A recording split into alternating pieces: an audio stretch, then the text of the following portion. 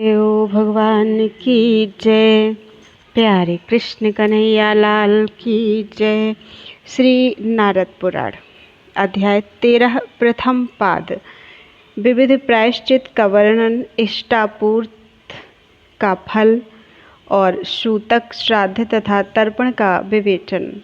धर्मराज कहते हैं, नृपश्रेष्ठ, अब मैं चारों वर्णों के लिए वेदों और स्मृतियों में बताए हुए धर्म का क्रमशः वर्णन करता हूँ। एकाग्र चित्त होकर सुनो। जो भोजन करते समय क्रोध में या अज्ञानवश किसी अपवित्र वस्तु को या चांडाल एवं पतित को छू लेता है, उसके लिए प्रायश्चित बतलाता हूँ। वह क्रमानुसार अर्थात अपवित्र वस्तु के स्पर्श करने पर 3 रात और चांडाल या पतित का स्पर्श कर लेने पर 6 रात तक पंचगव्य से तीनों समय स्नान करे तो शुद्ध होता है। यदि कदाचित भोजन करते समय ब्राह्मण के गुदा से मलस्राव हो जाए अथवा जूठे मुँह या अपवित्र रहने पर ऐसी बात हो जाए तो उसकी शुद्धि का उपाय बतलाता हूँ। पहले वह ब्राह्मण शौच जाकर जल से पवित्र होवे, अर्थात शौच जाकर जल से हाथ पैर की शुद्धि करके कुल्ला और स्नान करे। तदनंतर दिन रात उपवास करके पंचगव्य पीने से शुद्ध होता है। यदि भोजन करते समय पेशाब हो जाए अथवा पेशाब करने पर बिना शुद्ध हुए ही भोजन कर ले तो दिन रात उपवास करे और अग्नि में घी की आहुति दे। यदि भोजन के समय ब्राह्मण किसी भी निमित्त से अपवित्र हो जाए तो उस समय ग्रास को जमीन पर रखकर स्नान करने के पश्चात शुद्ध होता है। यदि उस ग्रास को खा ले तो उपवास करने पर शुद्ध होता है, और यदि अपवित्र अवस्था में वह सारा अन्न भोजन करके उठे तो वह 3 रात तक वह अशुद्ध रहता है, अर्थात 3 रात्रि तक उपवास करने से शुद्ध होता है। यदि भोजन करते करते वमन हो जाए तो अस्वस्थ मनुष्य 300 गायत्री मंत्र का जप करे और स्वस्थ मनुष्य 3000 गायत्री जपे। यही उसके लिए उत्तम प्रायश्चित है। यदि द्विज मलमूत्र करने पर चांडाल या डोम से छू जाए तो वह त्रिरात्र व्रत करे, और यदि भोजन करके जूठे मुँह छू जाए तो 6 रात तक व्रत करे। यदि रजस्वला और सूतिका स्त्री को चांडाल छू ले तो 3 रात तक व्रत करने पर उसकी शुद्धि होती है। यह साता तप मुनि का वचन है। यदि रजस्वला स्त्री कुत्तों, चांडालों अथवा कौओं से छू जाए तो वह अशुद्ध अवस्था तक निराहार रहे, फिर समय पर अर्थात चौथे दिन स्नान करने से वह शुद्ध होती है। यदि 2 रजस्वलाएं आपस में एक दूसरे का स्पर्श कर लेती हैं तो ब्रह्मकूर्च अर्थात पंचगव्य और कुशोदक मिलाने से ब्रह्मकूर्च बनता है। उस ब्रह्मकूर्च को पीने से उसकी शुद्धि होती है, और ऊपर से ब्रह्मकूर्च द्वारा उन्हें स्नान कराना चाहिए। जो जूठे से छू जाने पर तुरंत स्नान नहीं कर लेता उसके लिए भी यही प्रायश्चित है। ऋतुकाल में मैथुन करने वाले पुरुष को गर्भाधान होने की आशंका से स्नान करने का विधान है। बिना ऋतु के स्त्री संगम करने पर मलमूत्र की ही भांति शुद्धि मानी गई है, अर्थात हाथ मुंह आदि धोकर कुल्ला करना चाहिए। मैथुन कर्म में लगे हुए पति पत्नी दोनों ही अशुद्ध होते हैं, परंतु सैया से उठने पर स्त्री तो शुद्ध हो जाती है, किंतु पुरुष स्नान के पूर्व तक अशुद्ध ही बना रहता है। जो लोग पतित न होने पर भी अपने बंधुजनों का त्याग करते हैं, राजा को उचित है कि उन्हें उत्तम साहस अर्थात मनुष्य बल के अभिमान से जो क्रूरतापूर्ण कर्म करता है उसे साहस कहते हैं। उसके 3 भेद हैं, प्रथम, मध्यम और उत्तम। फल, मूल, जल आदि और खेत की सामग्री को नष्ट करना प्रथम साहस माना गया है। वस्त्र, पशु, अन्न पान और घर की सामग्री आदि की लूट खसोट करना मध्यम साहस कहा गया है। जहर देकर या हथियार से किसी को मारना, पराई स्त्री से बलात्कार करना तथा अन्याय प्राणनाशक कार्य करना उत्तम साहस के अंतर्गत है। प्रथम साहस का दंड है कम से कम 100 पड़, मध्यम साहस का दंड है कम से कम 500 पड़, उत्तम साहस में कम से कम 1000 पड़ दंड लगाया जाता है। इसके सिवा अपराधी का वध या अंग भंग अथवा सर्वस्व हरण या नगर से निर्वासन आदि भी उत्तम साहस के दंड बताए गए हैं। जैसा कि नारद स्मृति में कहा गया है, तस्य दण्डः क्रियापेक्षः प्रथमस्य शतावरः मध्यमस्य तु शास्त्रज्ञैर्दृष्टः पञ्चशतावरः उत्तमे साहसे दण्डः सहस्रावर इष्यते वधः सर्वस्वहरणं पुनरान्निर्वासनाङ्कने तदङ्गच्छेद इत्युक्ते दण्ड उत्तम साहसे।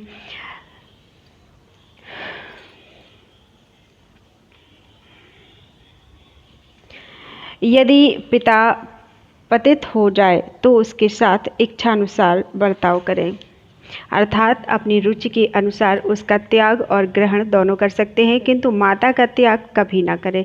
जो रस्सी आदि साधनों द्वारा फांसी लगाकर आत्मघात करता है, वह यदि मर जाए तो उसके शरीर में पवित्र वस्तु का लेप करा दें, और यदि जीवित बच जाए तो राजा उससे 200 मुद्रा दंड ले। उसके पुत्र और मित्रों पर 1-1 मुद्रा दंड लगावे और वे लोग शास्त्रीय विधि के अनुसार प्रायश्चित करें। जो मनुष्य मरने के लिए जल में प्रवेश करके अथवा फांसी लगाकर मरने से बच जाते हैं, जो संन्यास ग्रहण करके और उपवास व्रत आरंभ करके उसे त्याग देते हैं, जो विष पीकर अथवा ऊंचे स्थान से गिरकर मरने की चेष्टा करने पर भी जीवित बच जाते हैं, तथा जो शस्त्र का अपने ऊपर आघात करके भी मृत्यु से वंचित रह जाते हैं, वे सब संपूर्ण लोक से बहिष्कृत हैं। इनके साथ भोजन या निवास नहीं करना चाहिए। ये सब के सब 1 चांद्रायण अथवा 2 तप्त कृच्छ व्रत करने से शुद्ध होते हैं। कुत्ते, सियार और बानर आदि जंतुओं के काटने पर तथा मनुष्य द्वारा दांत से काटे जाने पर भी मनुष्य दिन रात अथवा संध्या कोई भी समय क्यों न हो तुरंत स्नान कर लेने पर शुद्ध हो जाता है। जो ब्राह्मण अज्ञान से अनजान में किसी प्रकार चांडाल का अन्न खा लेता है, वह गोमूत्र और यावक का आहार करके 15 दिन में शुद्ध होता है। गौ अथवा ब्राह्मण का घर जलाकर फांसी आदि लगाकर मरे हुए मनुष्य का स्पर्श करके तथा उसके बंधनों को काटकर ब्राह्मण अपनी शुद्धि के लिए 1 कृच्छ व्रत का आचरण करे।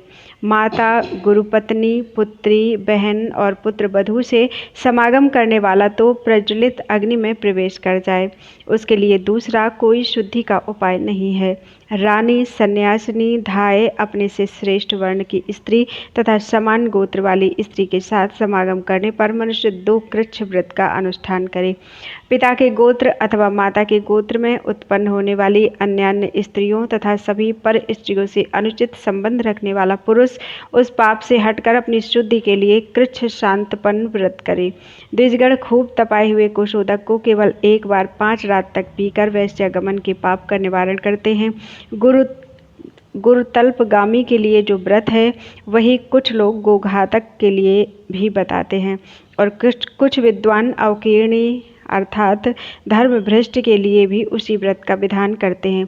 जो डंडे से गौ के ऊपर प्रहार करके उसे मार गिराता है, उसके लिए गोवध का जो सामान्य प्रायश्चित है उससे 2 व्रत करने का विधान है, तभी वह व्रत उसके पाप को शुद्ध कर सकता है। गऊ को हाँकने के लिए अंगूठे के बराबर मोटी, बाह के बराबर बड़ी पल्लव युक्त और गीली पतली डाल का डंडा उचित बताया गया है।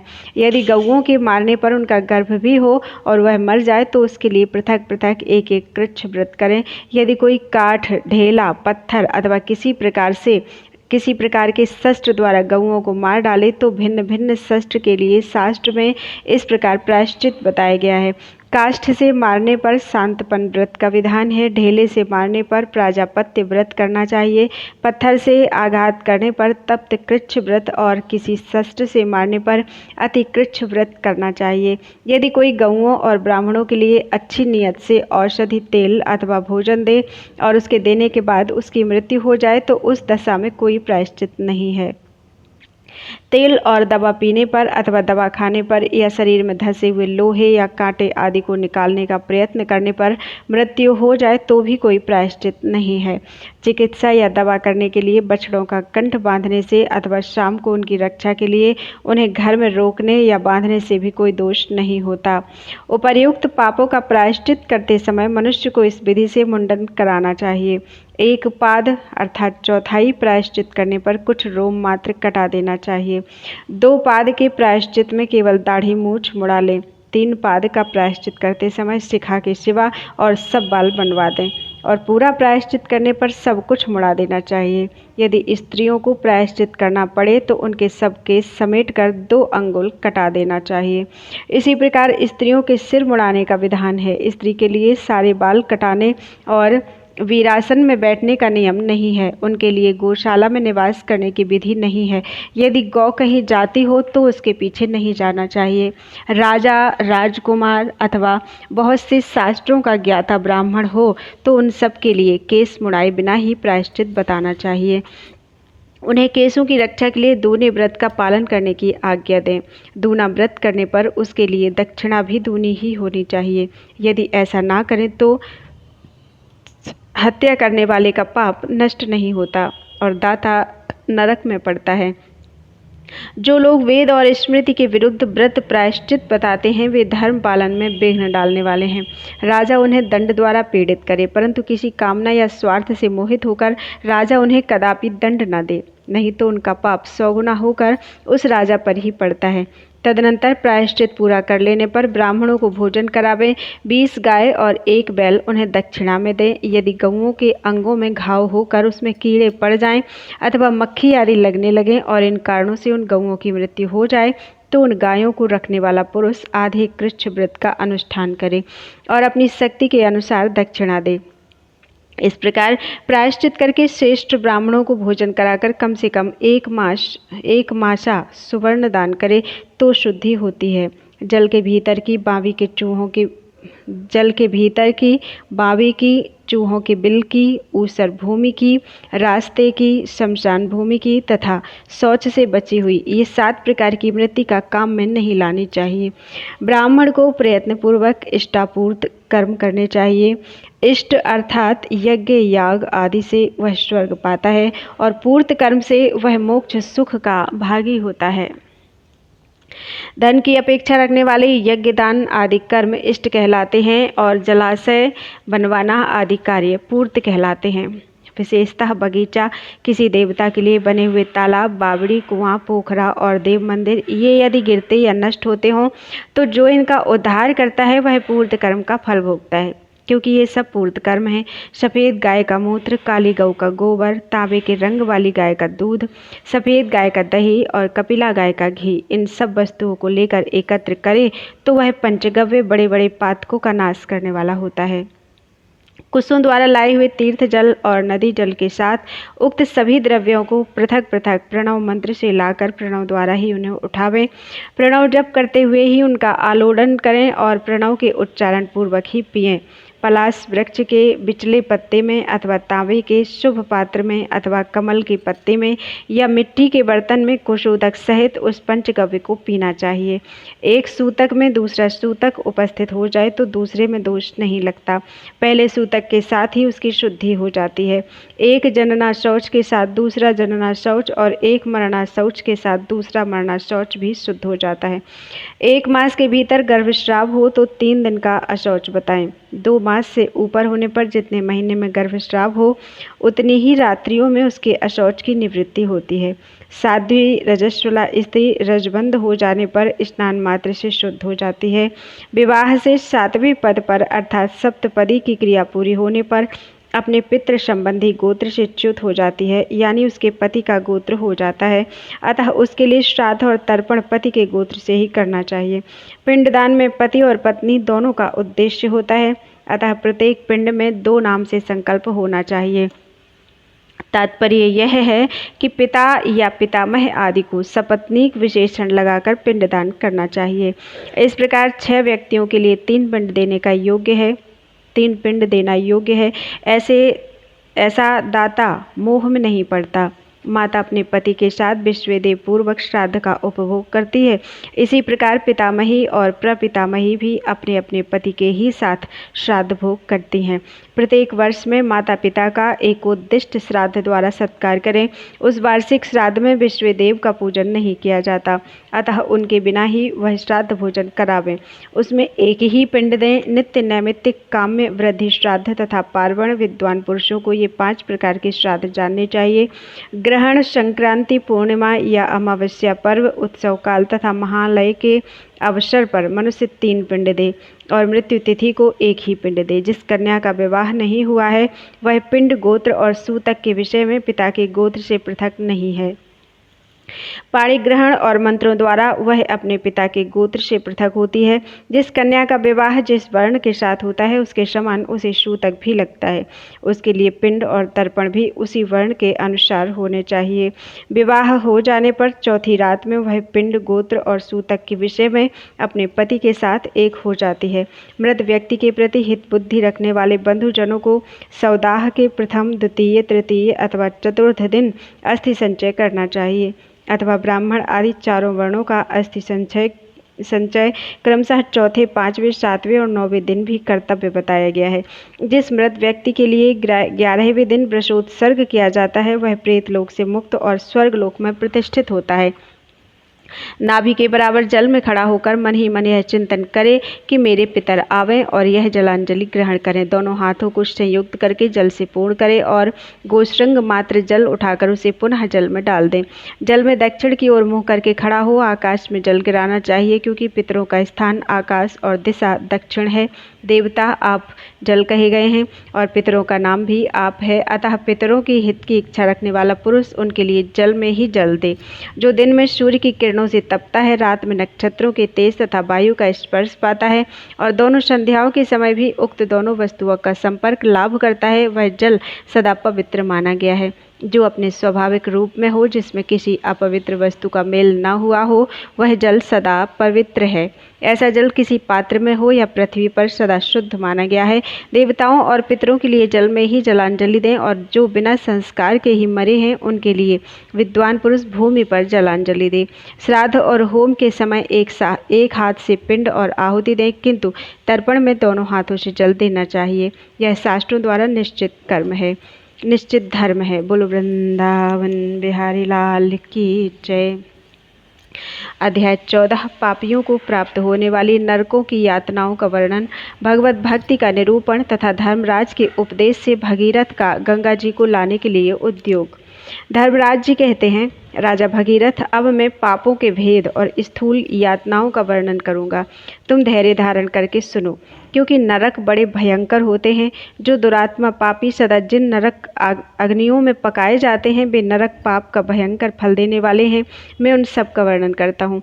उनके नाम इस प्रकार हैं: तपन, बालुका, रौरव, महारौरव, कुंभ, कुंभीपाक, निरुच्छ्वास, कालसूत्र, प्रमर्दन, भयंकर, असित पत्रवन, लाला भक्ष, हिमोत्कट, मूसावस्था, बसारूप, वैतरणी नदी, स्वभक्ष, मूत्रपान, पुरीश, हृद, तप्त शूल, तप्त शिला, सालमली वृक्ष, शोणित कूप, भयानक शोणित भोजन, बहनी ज्वाला निवेशन, शिलावृष्टि, शस्त्रवृष्टि, अग्निवृष्टि, क्षारोदक, उष्ण तोय, तप्तायः, पिंड भक्षण, अधः शिरः शोषण, मरु प्रतपन, पाषाण वर्षा, कृमि भोजन, क्षारोदपान, भ्रमण, क्रकच दारण, पुरीश लेपन, पुरीश भोजन, महाघोर, रेतःपान, सर्वसंधि दाहन, धूमपान, पाशबंध, नाना शूलानुलेपन, अंगारशयन, मुसलमर्दन, विविध काष्ठ यंत्र, कर्षण, छेदन, पतनोत्पतन,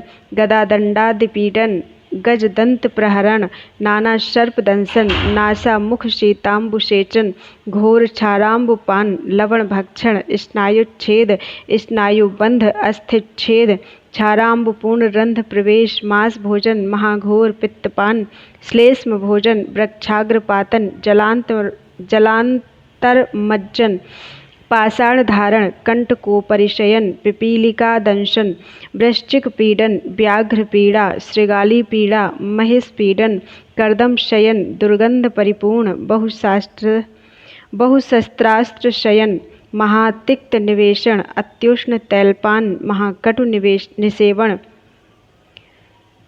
कषायोदक पान, तप्त पाषाण तक्षण, अत्युष्ण शीत स्नान, दसन शीर्णन, तप्तायः शयन और अयोभार बंधन।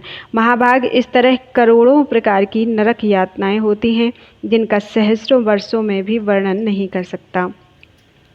भूपाल, इन नरकों में से जिस पापी को जो प्राप्त होता है वह सब मैं बतलाऊंगा, यह सब मेरे मुख से सुनो। ब्रह्म हत्यारा, शराबी, सुवर्ण की चोरी करने वाला, गुरुपत्नीगामी, ये महापातकी हैं। इनसे संसर्ग रखने वाला 5वां महापातकी है। ब्रह्महा चक्षुरापि च स्तेयी च गुरुतल्पगः महापातिकनस्त्वेते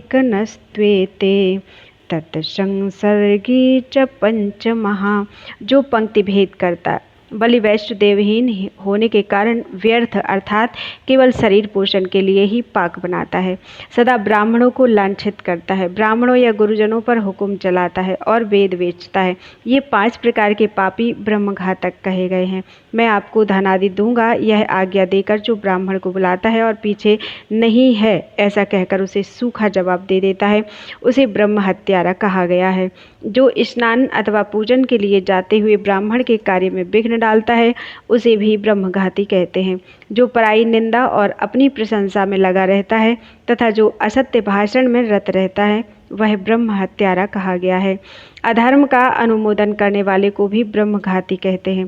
जो दूसरों को उद्वेग में डालता है, दूसरों के दोषों की चुगली खाता है और पाखंडपूर्ण आचार में तत्पर रहता है, उसे ब्रह्म हत्यारा बताया गया है।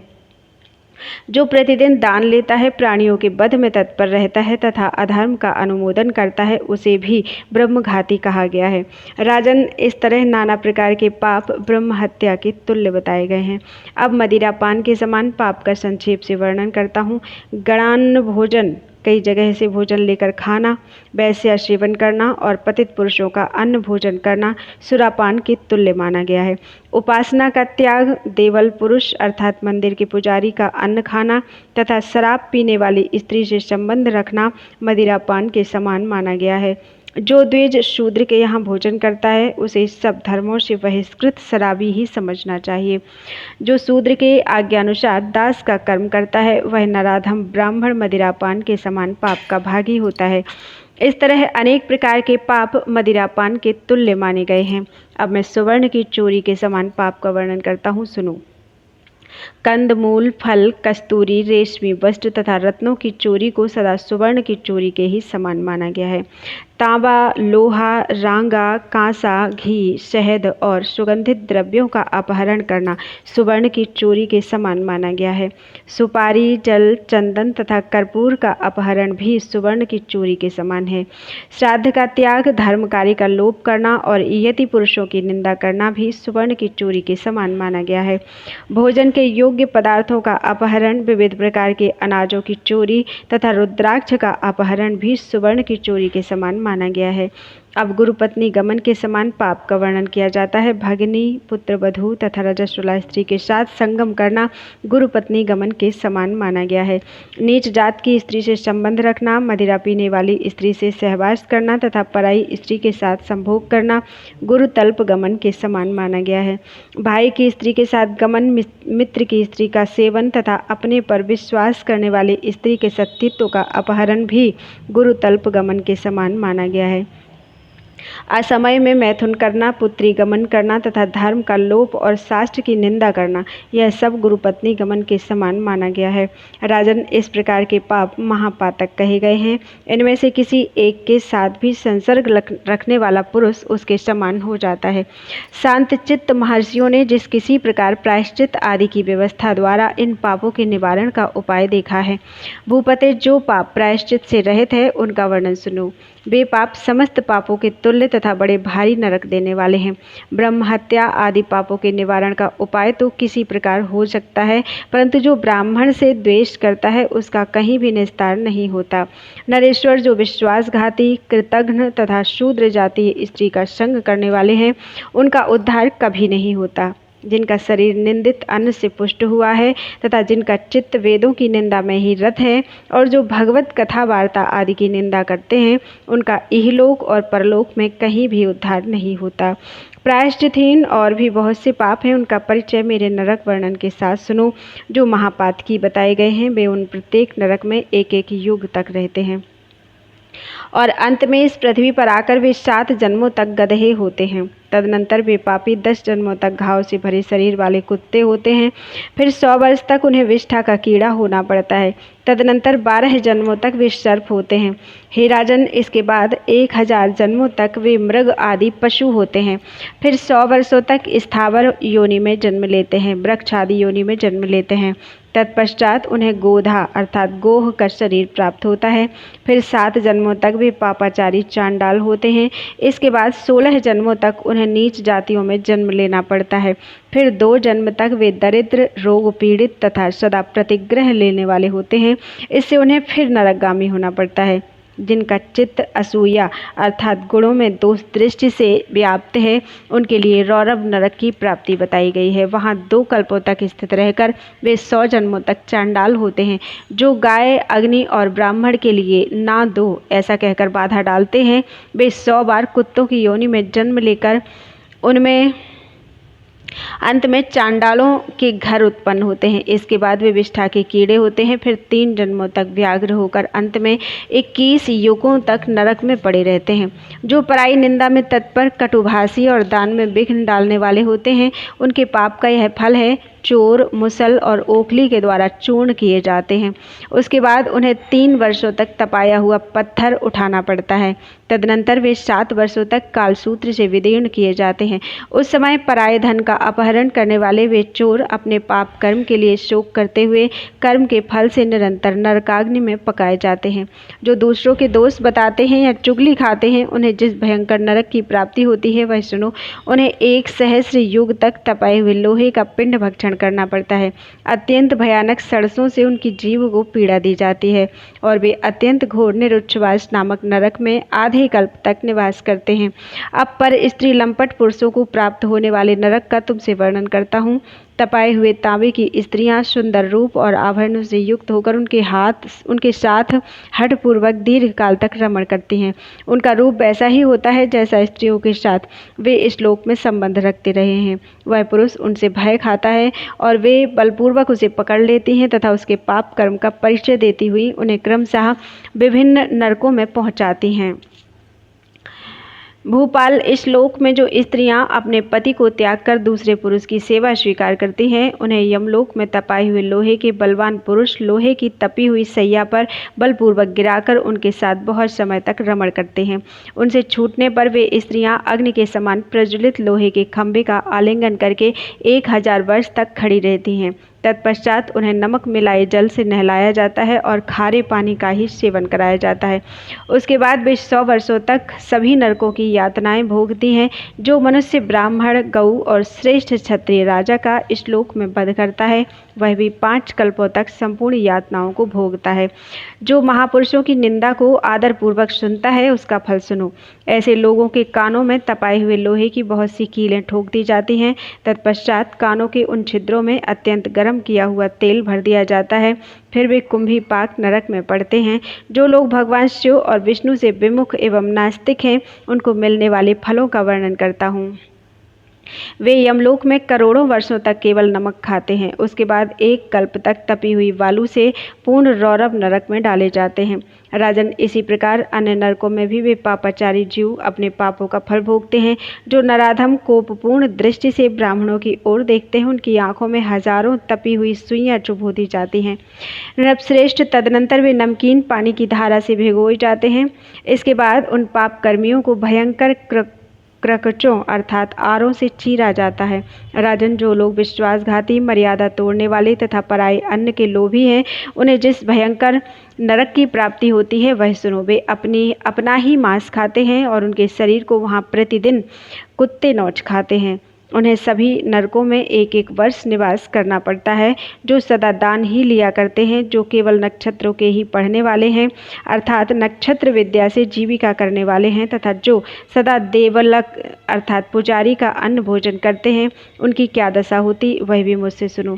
राजन, वे पाप से पूर्ण जीव 1 कल्प तक इन सभी यातनाओं में पकाए जाते हैं और वे सदा दुखी रहकर निरंतर कष्ट भोगते रहते हैं।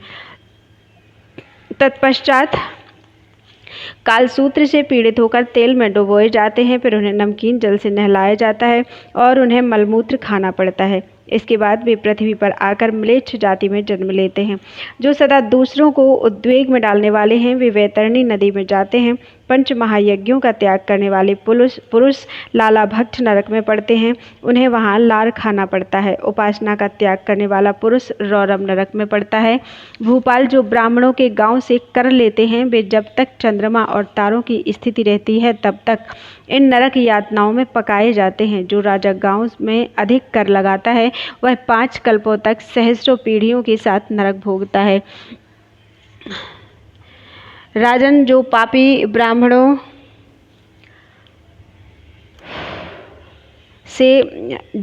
ब्राह्मणों के गांव से कर लेने की अनुमति देता है उसने मानो सहस्रों ब्रह्म हत्याएं कर डाली।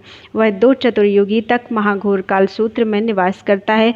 जो महापापी अयोनि अर्थात योनि से भिन्न स्थान, वियोनि अर्थात विजातीय योनि और पशु योनि में वीर त्याग करता है वह यमलोक में वीर्य ही भोजन के लिए पाता है। तत्पश्चात चर्बी से भरे हुए कुएं में डाला जाकर वहाँ 7 दिव्य वर्षों तक केवल वीर्य भोजन करके रहता है। उसके बाद मनुष्य होकर संपूर्ण लोकों में निंदा का पात्र बनता है। राजन, जो उपवास के दिन दातून करता है वह 4 युगों तक व्याघ्र भक्त नामक घोर नरक में पड़ा रहता है जिसमें व्याघ्र उसका मांस खाते हैं। जो अपने कर्मों का परित्याग करने वाला है उसे विद्वान पुरुष पाखंडी कहते हैं। उसका साथ करने वाला भी उसी के समान हो जाता है। वे दोनों अत्यंत पापी हैं और सहस्रों कल्पों तक क्रमशः नरक यातनाएं भोगते हैं।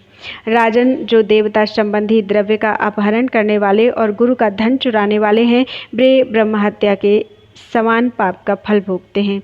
वे अनाथ का धन हड़प लेते और अनाथ से द्वेष करते हैं। जो अनाथ का धन हड़प लेते हैं और अनाथ से द्वेष करते हैं वे कोटि कल्प सहस्रों तक नरक में निवास करते हैं। जो स्त्रियों और शूद्रों के समीप वेदाध्ययन करते हैं उनके पाप का फल बतलाता हूँ, सुनो, ध्यान देकर सुनो। उनका सिर नीचे करके पैर ऊपर कर दिया जाता है और दोनों पैरों को 2 खंभों में कांटे से जड़ दिया जाता है।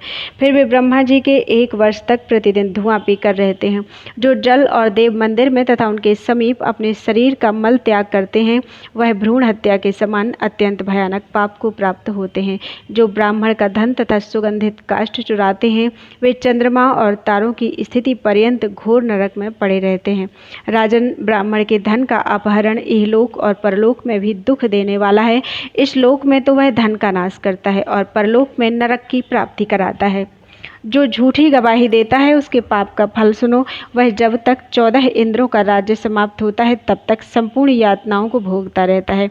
इस लोक में उसके पुत्र पौत्र नष्ट हो जाते हैं और परलोक में वह रौरव तथा अन्य नरकों को क्रमशः भोगता है। जो मनुष्य अत्यंत कामी और मिथ्यावादी है उसके मुंह में सर्प के समान जोंकें भर दी जाती हैं। इस अवस्था में उन्हें 60,000 वर्षों तक रहना पड़ता है। तत्पश्चात उन्हें खारे पानी से नहलाया जाता है। मनुजेश्वर, जो ऋतुकाल में अपनी स्त्री से सहवास नहीं करते वे ब्रह्म हत्या का फल पाते हैं और घोर नरक में जाते हैं। जो किसी को अत्याचार करते देखकर शक्ति होते हुए भी उसका निवारण नहीं करता वह भी उस अत्याचार के पाप का भागी होता है और वे दोनों नरक में पड़ते हैं। जो लोग पापियों के पापों की गिनती करके दूसरों को बताते हैं वे पाप सत्य होने पर भी उनके पाप के भागी होते हैं। राजन, यदि वे पाप झूठे निकले तो कहने वाले को दूने पाप का भागी होना पड़ता है। जो पापहीन पुरुष में पाप का आरोप करके उसकी निंदा करता है वह चंद्रमा और तारों के स्थिति काल तक घोर नरक में रहता है। जो व्रत लेकर उन्हें पूर्ण किए बिना ही त्याग देता है वह 80 पत्र वन में पीड़ा भोग कर पृथ्वी पर किसी अंग से हीन होकर जन्म लेता है। जो मनुष्य दूसरों द्वारा किए जाने वाले व्रतों में विघ्न डालता है वह मनुष्य अत्यंत दुखदायक और भयंकर श्लेष्म भोजन नामक नरक में, जहाँ कप भोजन करना पड़ता है, जाता है। जो न्याय करने तथा धर्म की शिक्षा देने में पक्षपात करता है वह 10,000 प्रायश्चित कर ले तो भी उस पाप से उसका उद्धार नहीं होता। न्याये च धर्म शिक्षायां पक्षपातं करोति यः न तस्य निष्कृतिर्भूयः प्रायश्चित्तायुतैरपि। जो अपने कुटुंबी जनों से ब्राह्मणों का अपमान कराता है वह ब्रह्म हत्या को प्राप्त होता है और संपूर्ण नरकों की यातनाएं भोगकर 10 जन्मों तक चांडाल होता है। जो ब्राह्मण को कोई चीज़ देते समय विघ्न डालता है उसे ब्रह्म हत्या के समान प्रायश्चित करना चाहिए। जो दूसरे का धन चुराकर दूसरों को दान देता है वह चुराने वाला तो नरक में जाता है और जिसका धन होता है उसी को उस दान का फल मिलता है। जो कुछ देने की प्रतिज्ञा करके नहीं देता है वह लाला भक्त नरक में जाता है। राजन, जो सन्यासी की निंदा करता है वह शिलायंत्र नामक नरक में जाता है। बगीचा काटने वाले लोग 21 युगों तक स्वभोजन नामक नरक में रहते हैं, जहाँ कुत्ते उनका मांस नोचकर खाते हैं। फिर क्रमशः वह सभी नरकों की यातनाएं भोगता है।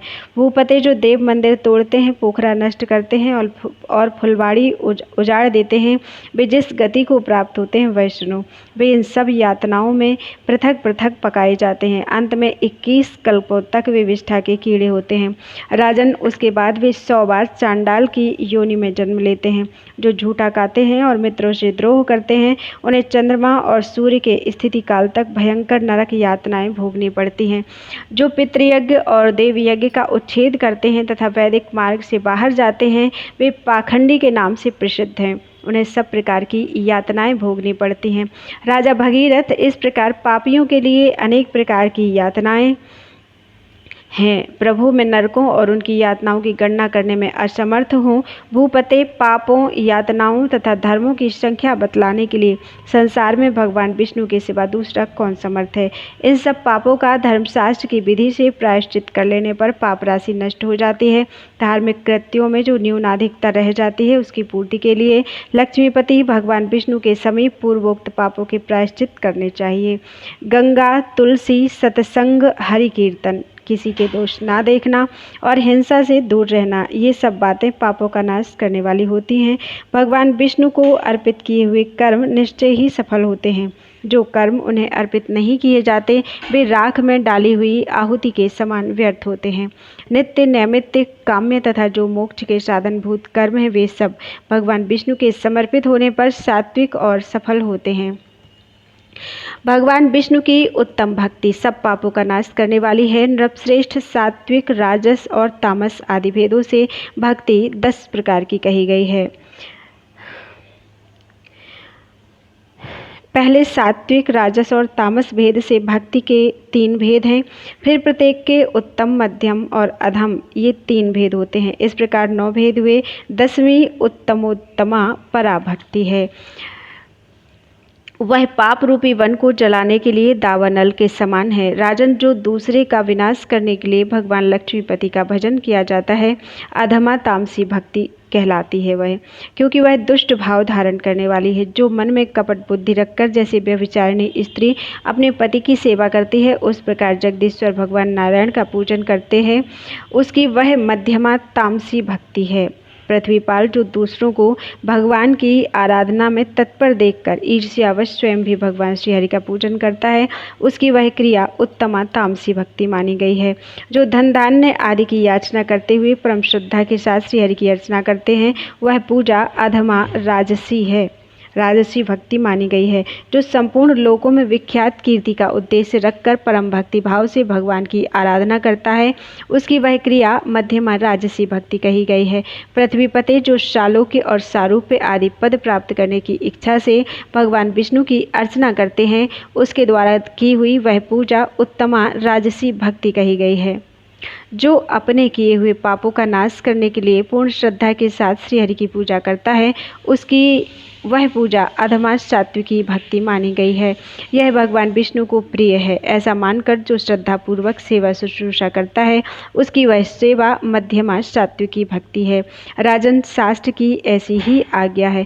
यह मानकर जो दास की भांति भगवान लक्ष्मीपति की पूजा अर्चा करता है उसकी वह भक्ति सब प्रकार की भक्तियों में श्रेष्ठ उत्तमा सात्विकी भक्ति है।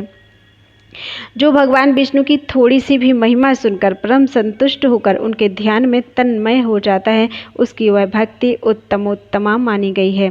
मैं ही परम विष्णु रूप हूँ, मुझ में यह संपूर्ण जगत स्थित है। इस प्रकार जो सदा भगवान से अपने को अभिन्न देखता है उसे उत्तम उत्तम भक्त समझना चाहिए, उत्तमोत्तम भक्त समझना चाहिए। यच्चान्यस्य विनाशार्थं भजनं श्रीपतेर्नृप स तामस्य अधमा भक्ति भक्तिः खलभावधरायतः यो अर्चयेत कैत बधिया स्वैरिणी स्वपतिं यथा नारायणं जगन्नाथं तामसी मध्यमातु सा देवपूजा परान् दृष्ट्वा मात्सर्याद्यो अर्चयेद्धरिं स भक्तिः पृथ्वीपाल तामसी चोत्तमा स्मृता धनधान्यादिकं यस्तु प्रार्थयन्नर्चयेद्धरिं श्रद्धया परया युक्तः सा राजस्यधमा स्मृता यः सर्वलोकविख्यात कीर्तिमुद्दिश्य माधवम् अर्चयेत परया भक्त्या सा मध्या राजसीमता